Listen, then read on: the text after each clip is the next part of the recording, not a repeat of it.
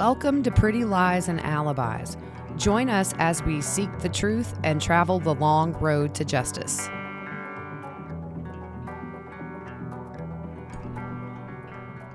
What's going on, everybody? It's Thursday. Time for another episode of Pretty Lies and Alibis. I'm Gigi. What you know, Fruit Loop? I feel I'm just running ragged. We're getting ready to go out of town, so I'm like doing all kind of little stuff to get. Yeah. So it's hot here. Oh, so hot. So I was like cleaning the car out. Oh, yeah. It was so hot vacuuming it out. I always think it's pointless to clean a car before a vacation when you're traveling with kids because they just destroy it by the time you get on the interstate. Dude, one of the kids emptied an entire Cheerio box on the floor. So. Oh, yeah, that's good. Let's not talk about the stuff my kids have emptied into the floor. Man. Some of which came from down below. Yeah. So we got a surprise yesterday. Andrea, our sponsor with 2 cool t-shirt quilts, sent us 2 amazing pillows that have our logo on the front and back. Very cool. Super cool. They're big pillows and they're very comfy. It's really good for me because I prop up in my bed and play my video game when I'm bored, which hasn't happened lately. But last night I did, and it was perfect. So yeah, I showed mine. You brought mine to the theater. Yep. And everybody was like, oh my gosh, that's so awesome. I know. We have some listeners from the theater too, so we want to give them a shout out. Was it Taylor was telling me your name. Angie. Hey Angie, what's up, girl? So we have some big news. You're going to be out of town, and it's a bummer. But tomorrow night, I'll be filming a collaboration with Scott Reich on the Vallow documents. That's going to be cool. Really, really excited to do that. And it's kind of full circle because we watched Scott Reich before we started this podcast. So It's really, really neat. We're super excited, and we hope it's the first of more. Yeah, he's cool. I love him. Yeah, he's a straight shooter. And it's really good because we're not legal. And so whenever we have a question, like we'll shoot him a question or watch a show, and usually we're good to go. So yep. One quick thing is that I have Facebook and tweeted about this, and I've reached out to the police department. There's a cold case here in Greenville. 22 years ago, a girl named Brooke Henson disappeared just without a trace. And they're putting that back out there to see if they could maybe solve this crime. So what I'm going to do is I've reached out to them to see if there's any way I can get some information about this case, look through the stuff, and eventually do an episode on it. It's literally in our backyard. Oh, yeah. And I knew her, but not well. More of when I see her picture, I remember her, and I remember knowing her a little bit, but not very well. But I do remember when she went missing. Yeah, I remember her. Yeah. Yeah. Yeah. So, anyways, just want to clarify, in the document dump, there was a document that was shared with law enforcement that was written by a guy named Dan Judd, where he had this really crazy wackadoodle theory that, well, I don't want to say wackadoodle because anything's possible with these people, but he said that he had some knowledge that Lori and Alex were involved in this really elaborate meth trafficking ring to gather money to pay for some legal thing that was coming up. Yeah, I read that. Okay.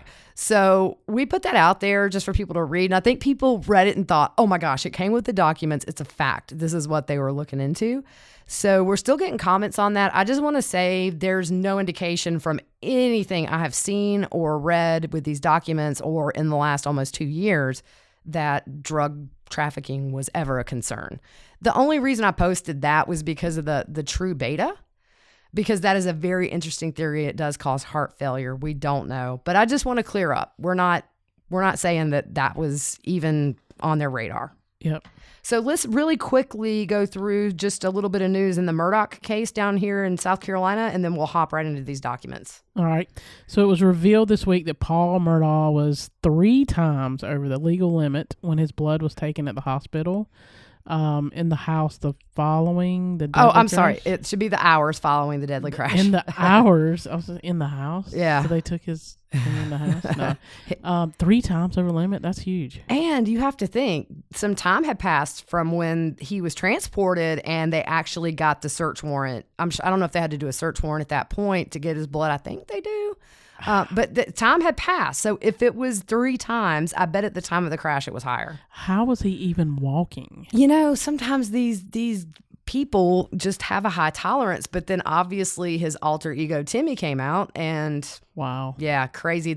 We also linked, Fitz News had put out a lot of the surveillance footage and I think we had mentioned this before, that showed in the hours leading up to the crash. So also when Officer Pritchard arrived on scene, Paul was visibly drunk, obviously, and he was slurring his words. So at the hospital, Paul had to be strapped to the gurney because he was so out of control. And there was an officer posted outside of his hotel. It was not a hotel. It was a house. Yeah. Ooh, I need a nap. I've been working hard for days. Yeah. So, I mean, clearly the privilege and feeling like he's above everybody went well into the hospital. Wow. So it was also revealed that the GPS on the boat shows it nearly crashed into a swing bridge on their way to the bar in downtown Beaufort. Yep. So even before they even got to the bar, boom, could have happened sooner. At 2:20 in the morning, the Garmin shows a decrease in speed and then a sharp increase. And witnesses on the boat say that this happened. If you remember, Paul got into an argument with his girlfriend and stepped to the back of the boat for a minute. And everybody on the boat said that the increase in speed happened when he regained control of the boat, which then shortly thereafter was the crash. So yeah, that's kind of all the latest in the Murdaugh case. There's still not a lot coming out. No updates on that court filing where they're wanting some more redactions taken away, but we'll keep you updated. So we're just going to quickly go through some of the Vallow stuff. We're not going to get very deep into it today, but we're going to talk about these rings. And I can tell you, they got glow and malachite, or she ordered this glow and malachite ring off of Etsy. And I mean, it just seems so 80s to me. It's like all they needed at that point was a slap bracelet that glowed in the dark to complete the look. Yeah, that and the hypercolor t-shirts. Oh, yeah. Remember those you could put your handprints on them? I still want one. But it also showed your hot spots. So it's like under your arms. and under other things. Yeah. Yeah, you would have this hypercolor line under your girls. Yeah. It was funny. But I swear, I think you can still get those on eBay. I bet they don't work though. I don't know. I try. So tell us about the purchase. So Lori initially purchased a glow-in-the-dark malachite ring from Etsy on August 15, 2019 for $259.98. I feel like you're on the process right with that. I know, right? Yeah. This was before the move to Rexburg and only 35 days since Charles's murder. Yeah. I mean, how tacky. Yeah. She actually bought it. I mean, just with this card, it's just like, how brazen can you be? Oh yeah, yeah. Well, I mean, anyways, yeah, it's nothing to be said. I mean, it just. I mean, she used his Amazon account too. Yeah, and not only that, but the money that she paid, the card she used for the mortuary, is the same one she used like a week and a half later to buy Chad a plane ticket. Amazing. Golly, crazy.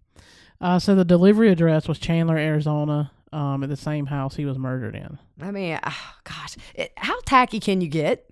Yeah, I'm sorry. Out to lunch. Yeah, eating a ham sandwich. Yep. So you got something on an email, right? Yeah. So in an email, an investigator references what I think is the blessing that Alex was given right before he died. It said he's working. The investigator is working on a supplemental report for Lori that was already 28 pages long. And he said it, and I think he kind of said this in a joking way. He said it doesn't include the lengthy, and something's redacted there, blessing that was conveniently provided by Chad, what I'm assuming is right before he died. Oh, yeah. Yeah. Yeah.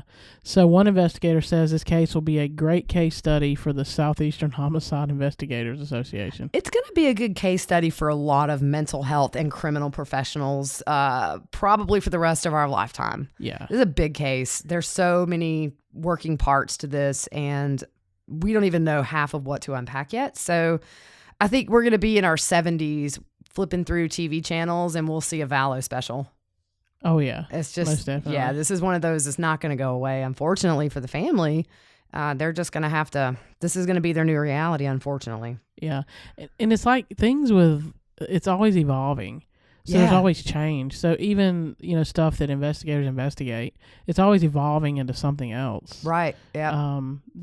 You didn't think something could be that way, or you know what I mean? Right. And it's like with these documents, what I've learned over the past 2 days weeding through them is, and we said it before, there's nothing bombshell in here, but it fills in a lot of gaps. And so things make a little better sense than they did before we got the documents. Yeah, there's not a lot of pictures in here. It's just mostly email back and forth with investigators. I haven't even touched the preparing of people forums. They went in and screenshotted a ton of conversations, a lot of which were people defending Chad and Lori. And we'll do that on a future episode. But In what I've read so far, and I'm reading what you're putting out because I'm in the black hole with no service. There's some crazy stuff. Oh yeah, super crazy, and I haven't even put out half. I don't want to get flagged because apparently if you post too often on Twitter and Facebook, you can get kind of put in timeout for a little bit. So I'm trying to just do a moderate amount. But believe me, if I put out everything I found that was somewhat interesting, we would have you would scroll for a day to get to the bottom. Yeah, I think one of the things I saw in Adam Cox's wife, I forget her name. I can't think of her name. The letter she wrote out, I think it was in there, was Alex was messed up, and they knew it. Yeah, they were all very afraid of him. And, I mean, you're looking at this point, I mean, we know what Zach was talking about before Charles got murdered. They were scared for them to even know where they were, and rightfully so. Well, didn't she say something about he shot and killed a dog or something? Well, yeah, we're going to talk about that in a little bit with the dog stuff. It's just, and psychopaths and serial killers, and they are serial killers.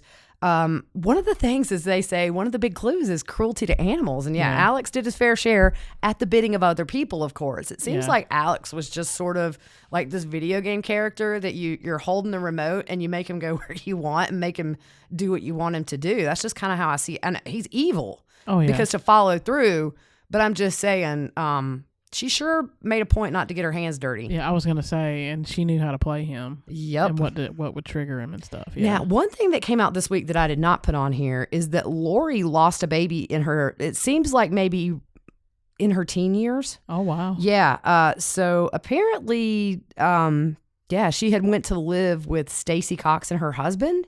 And during that time, it doesn't seem like the baby made it to term. Just something to throw out there. Everybody's kind of aware of it, but it's still just...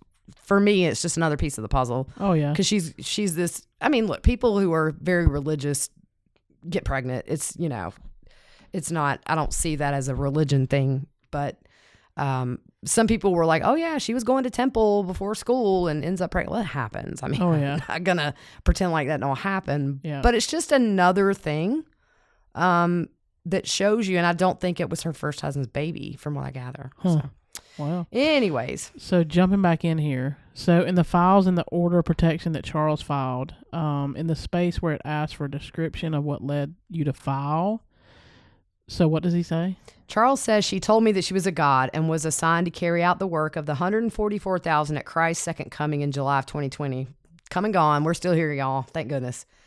She said I was in the way and she would have to murder me if I tried to stop her, which is exactly what happened. He totally just foreshadowed what happened to him and why right there. Yep. And then it says the next day on a business trip to Houston, while he was on a business trip to Houston, she called and told me she didn't trust me and would have to kill me when I got home. She would have an angel there to help dispose of my body. She said she knew my real name was Nick Schneider, and she said I'd have to go painfully. So that was the reasons that Charles gave in the section where you have to tell what incident essentially brought you here to get this order of protection. Yeah, and we saw that on the police body cam footage too. Yeah, I mean, he essentially said the same thing to the police on the body cam footage that he put in this. And protective orders to me are, I mean, I hate to say it, they're kind of pointless because if somebody's bent on doing harm to you, a piece of paper will never stop them. Oh, no. But if people had listened, that's a different story. Yeah. Yep.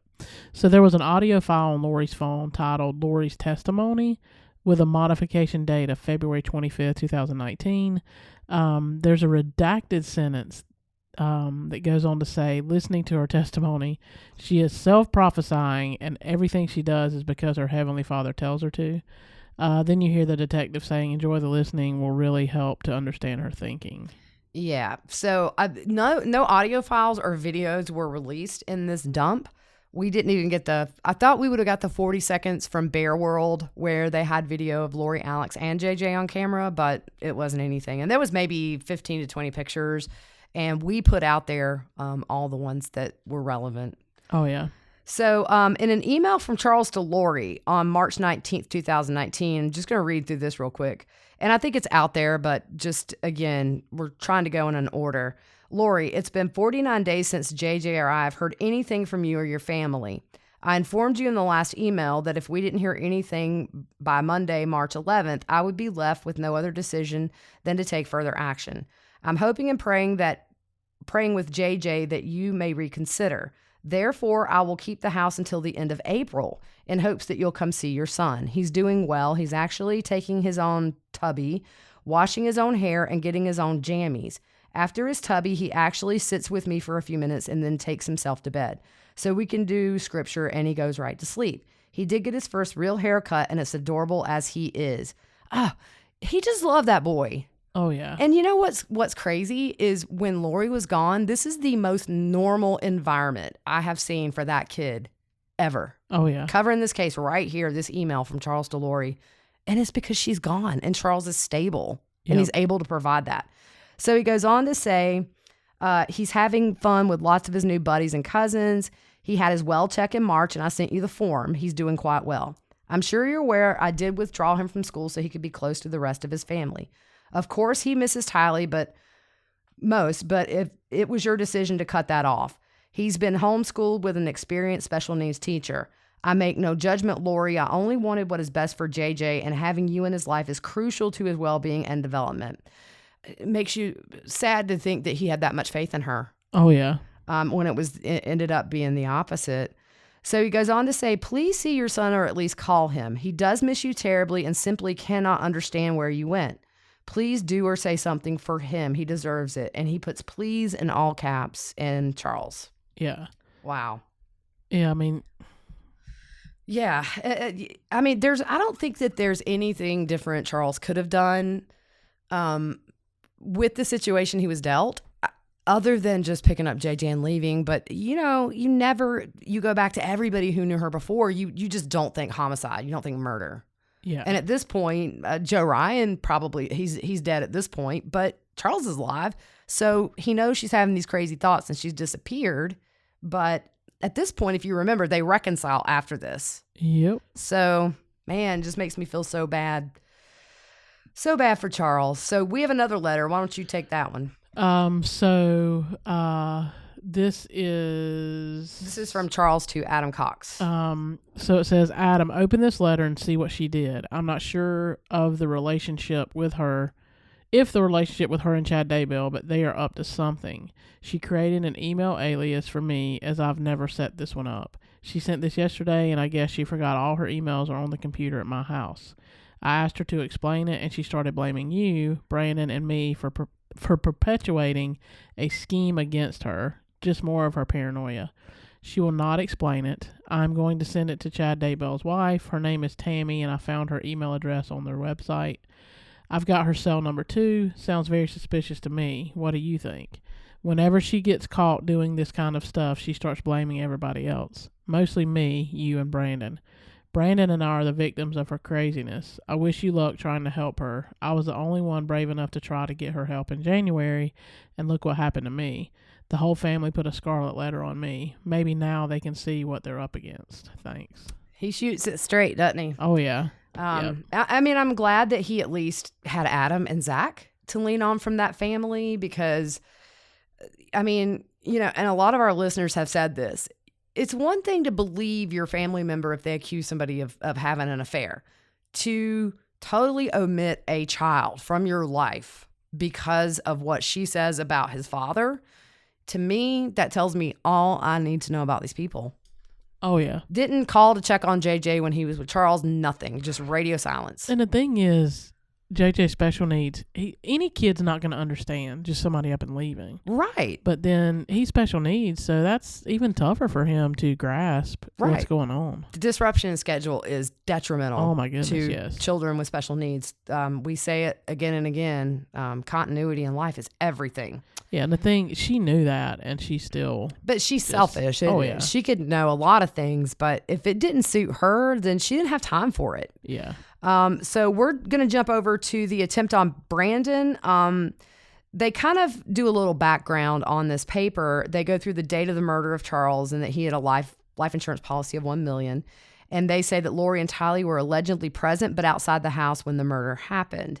They say statements made by Lori, Alex, and Tylee are inconsistent with evidence found during the investigation. They photographed the two-door gray Jeep at the crime scene and said it had a Texas license plate. Of course, we know the car was registered to Charles, but Tylee was the main driver at the time. And then at this time, they were waiting on physical evidence I guess that was gathered from the car, and further interviews with the involved people, and there were 2 paragraphs of that redacted. So V1 is going to be Brandon in this. So this is what they call an involved persons matrix, and that's essentially where they give background information of who's who and how they're connected. There's some of that in these. It talks about how Melanie was married to V1, which is Brandon, for 10 years, 4 kids later. It says, prior to his death, Charles Vallow warned Brandon about Lori's influence on Melanie and encouraged Brandon to keep Melanie away from Lori. Despite Brandon's attempts to prove Lori's prophecy was untrue, Melanie maintained Lori's conviction and filed for divorce in July of 2019, which is the same month Charles was murdered. Ooh. Melanie refused to verbally communicate with Brandon any further, so that they used a court mediator to legally separate finances, custody, property sales, etc. You see that hatred, though, because Charles mentions it in that letter. Oh, yeah. That Adam, him, and Brandon always get blamed. Yeah. Yeah. Yeah. So it says that Brandon and Melanie's previous home in Gilbert is about to sell, and they live apart at this point, and that Brandon had found a rental property and moved in on September 27th, 2019, which was 5 days before his attempted murder. Right. And we kind of know this. The only other people who knew where he was living were 2 former neighbors of Brandon's and one of Brandon's closest friends. He said nobody else knew where he was, including Melanie, I believe. If the story's still the same, she found it maybe through a watch that one of her kids was wearing that had GPS. But I didn't see anything about that in here. Yeah, I remember hearing that before. Yeah, but it says Melanie was interviewed after the attempted murder and said she didn't know anything about it, of course, and didn't know Lori and Alex's location in spite of the fact that she had been texting and emailing them. So investigators knew early on that Melanie was not being truthful. Yeah. Yeah. We watched those interviews and we were like, oh yeah, body language. Oh, yeah. You ain't telling the truth. Oh, no. Thank goodness it's not lightning outside. Exactly. Been struck. So after the interview with Melanie, they noted she moved to Rexburg, leaving her 4 kids behind. Now, this is what I thought was interesting. They also noted that Melanie was still making the payments on Brandon's life insurance policy and suspended the divorce paperwork. I didn't know she was still paying on the life insurance policy. I didn't either. She wanted to make sure it didn't lapse. Exactly. And the stuff about divorcing. Yeah. Yeah. I mean, what, canceling all the paperwork 2 days before? Yeah, if you divorce, you're not going to get that. No, you're not. So they captured images of the Jeep traveling from Idaho to Arizona through license plate readers, and I kind of wondered all along if these would come in. I'm interested to see on the days that they believe the kids were buried, if any kind of license plate reader, or sometimes they have those overhead cameras on red lights. Oh, yeah. Where it shows down in the bed of the truck. Saw a First 48 where they actually saw a body in the back of a truck. I'm curious to see if there's anything caught on camera that might show something. Well, you think if you go through a toll booth, yeah, it's a camera. If you go through, so along those borders, because when I drive to Arizona, there's a lot of those where you have to go through. You're not necessarily crossing the border, but there are border patrol stations that you have to go through, and they're all camera. Yeah, so, I mean, I really do think something's caught somewhere. I would be interested to see who's driving. Same. Ooh. Oh, that's a good point. Yeah. I haven't even thought of that. I mean, we know Alex was there based on his phone, but where was Lori? Yep. Probably sitting at home letting everybody else get their hands dirty. Who's in the car? So, yeah, so they captured that traveling towards Gilbert without the tire on the back. And if you remember, Brandon told authorities there was no tire on the back of that Jeep. So, yep. And where did we see him putting a tire? Oh, yeah, in that storage shed where Chad gives her a tap on the derriere there. Yep. And with this, it's like, it just reiterated to me how investigations work. It's like a puzzle. Yep. It's such a puzzle. And you see them put piece by piece by piece, and then we have a picture. Yeah. And it's like chess. It's kind of like a chess move. True. Checkmate. Yeah. Right. Yeah, they got him in checkmate right now, I think, already. Yeah. But I think so. So they mentioned Tammy's death and Chad getting the life insurance policy. And then we talked about this last time. They also mentioned law enforcement seeing Lori and Chad holding hands just days after Tammy's death. Yeah, red flag. Yeah. Red flag. A few red flags. Yeah. So they located the Jeep in Rexburg on November 1st, 2019 and impounded it. They note that JJ wasn't seen during this time and his whereabouts are unknown. and says Rexburg initiated the child endangerment case on November 26, 2019, speaking with Alex, Melanie Pulowski, and Lori, who all say JJ was being cared for by someone else, including Kay and Melanie Gibb. Yep. So they executed those search warrants on November 27th, 2019. And we knew this. There was very little sign of JJ living in any of the residences.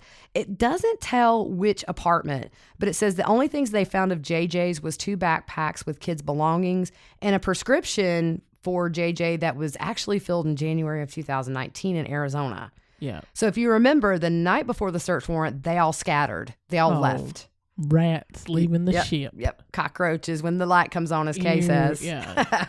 And Lori's townhome, they said, was empty, which kind of made me wonder, was the backpacks in Alex's townhome, since we fully believe at least he was involved in killing him, if not both, him and Lori.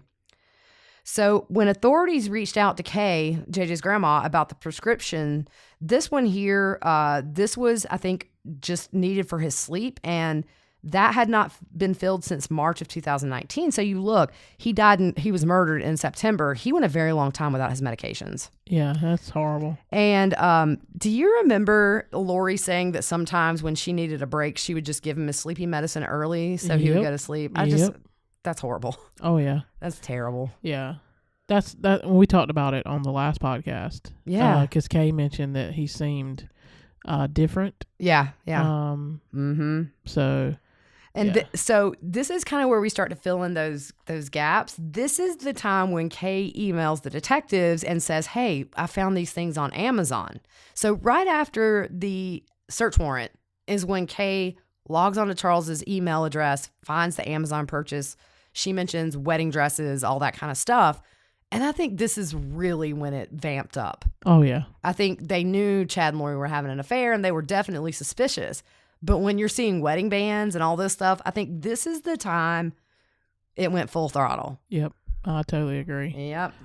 So August 2019, Adam Cox's wife emails investigators with her correct theory that Lori and Alex murdered Charles. Yep. In the email, she says Alex was cruel to animals and left dogs in the desert after Lori was done with him. She's good at that. She's good at that.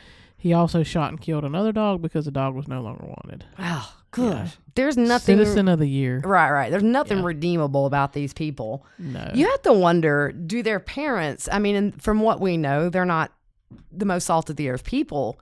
But I wonder if they're still excusing them. I would think they probably are. If nothing else, I can totally see them, at least Janice, saying, oh, Chad got to her. Oh, yeah. It's not her fault. Exactly. You know, she was normal. Parents that do that to their kids their whole life, you're just enabling little monsters. Yeah. Hold your kids accountable, people. They're not perfect angels. Nope.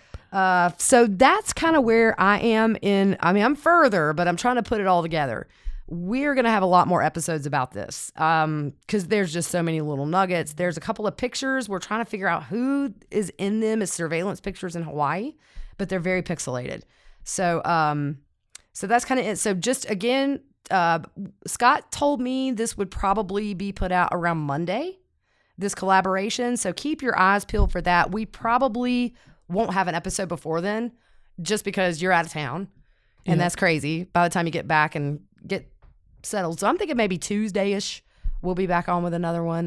That'll give me plenty of time to start really diving into these documents and making notes. Sounds good. All right, guys, we appreciate you. Don't forget, check out our sponsor at twocooltshirtquilts.com/pretty lies and alibis. We've already had a couple of our listeners saying they are super interested in the pillow, so that's really cool. I can't wait to see the quilts. Oh, I know. The pillows look that amazing. Oh, yeah. The stitch work is so beautiful. Oh, yeah. My grandma, she's almost 87. She'll be 87 next month, guys. She's in better health than all of us. But she said, wow, that's really beautiful. Yeah, it's really cool. So, all right, guys, we will see you soon. Keep an eye out for Scott Reich's channel, and we'll come at you on social media all weekend, though. See ya.